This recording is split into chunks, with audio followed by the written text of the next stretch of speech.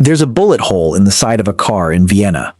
Franz Ferdinand's blood soaked into the leather seat on June 28, 1914. 6 hours later, his uniform was already being catalogued. 3 weeks after that, the entire world was at war. 16 million people died because a 19-year-old ate a sandwich. That's not a metaphor. Gavrilo Princip had given up. The assassination attempt had failed. He walked into a cafe, ordered food, and by pure chance, the Archduke's driver took a wrong turn directly past the window. 7 years later, when historians interviewed the surviving conspirators, none of them believed what they'd actually accomplished. They'd pulled a thread that unraveled civilization. But here's what nobody asks. What if that's how it always works? We think of assassinations as failures of security, tragic accidents, moments when one lunatic got lucky. We're wrong. Every major political murder in recorded history created a rupture so violent that society reorganized itself around the wound. Not because the victim was irreplaceable, but because something in the human system requires the trauma to justify a transformation it already wanted. Lincoln's death didn't just end a presidency. It rewrote what America was allowed to become. Gandhi's assassination didn't just kill a man. It locked an entire philosophy in amber, making it simultaneously sacred and impossible to evolve. JFK's murder didn't just create conspiracy theories. It severed the last thread of institutional trust in an entire generation.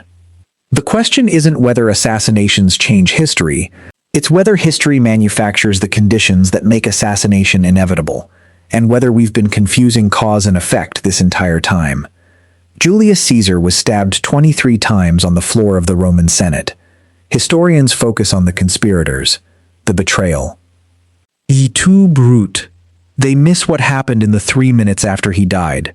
The senators fled. The population rioted. Within hours, Mark Antony had seized Caesar's will and began reading it in public. Caesar had left money to every Roman citizen.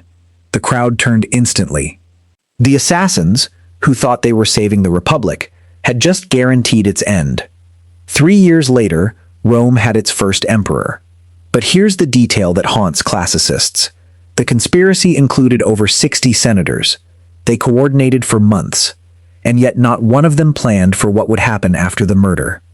They killed Caesar, believing that Roman democracy would simply resume, like a system could survive decapitation without replacement tissue flooding the wound. It never does. When researchers analyzed political assassinations across 3,000 years of recorded history, they found something unsettling. The successful ones, the murders that actually changed governmental systems, weren't the ones that killed tyrants. They were the ones that killed peacemakers. Abraham Lincoln was shot on April 14, 1865. The Civil War had ended 5 days earlier. John Wilkes Booth wasn't trying to change the outcome of the war. He was trying to collapse the peace. And it worked. Lincoln's successor, Andrew Johnson, dismantled Reconstruction. Within 12 years, every legislative protection for freed slaves had been gutted. Jim Crow laws emerged directly from the absence of the one man who might have prevented them. The assassination didn't change the war's outcome. It changed what the outcome meant. But it gets stranger. When historians mapped the timeline of civil rights in America, they found a pattern.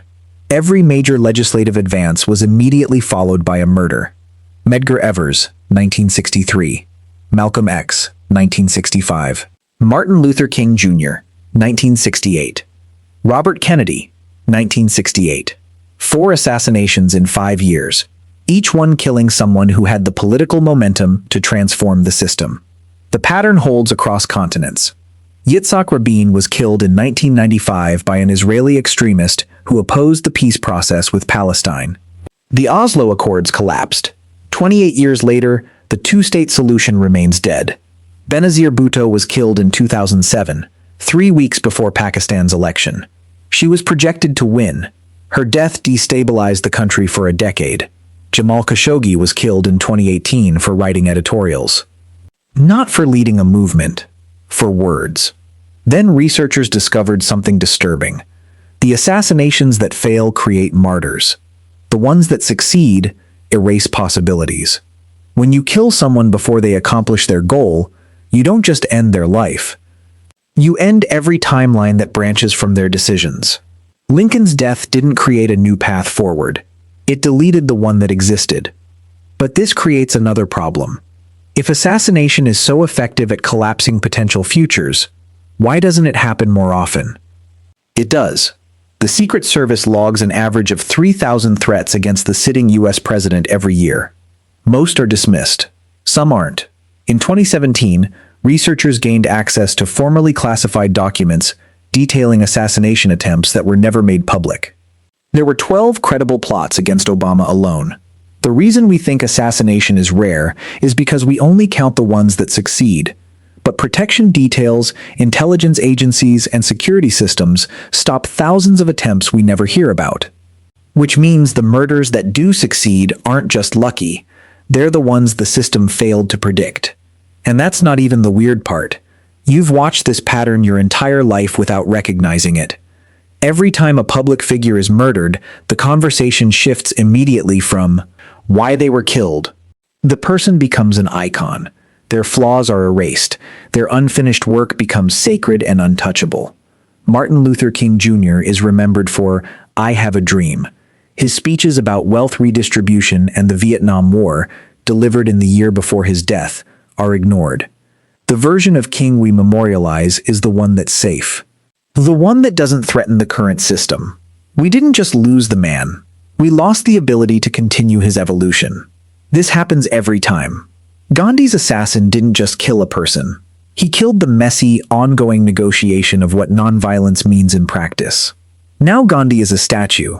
You can't argue with statues. JFK's death froze him at 46. Forever young. Forever tragic. We'll never know if he would have withdrawn from Vietnam or expanded the war. The murder makes every interpretation equally valid and equally frozen. Assassination doesn't just remove people from history. It removes them from the present. You can't negotiate with the dead. You can't update their ideas. You can't ask them what they'd do about problems they never encountered. So societies build memorials and quote fragments, and stop evolving the very ideas the person died advancing. The murder doesn't just kill the person, it kills the future, where their mind kept changing. There's a reason this keeps happening. Assassination works because humans are wired to see individuals, not systems. We think removing one person can solve a problem or prevent a solution. But political systems don't operate like machines with replaceable parts.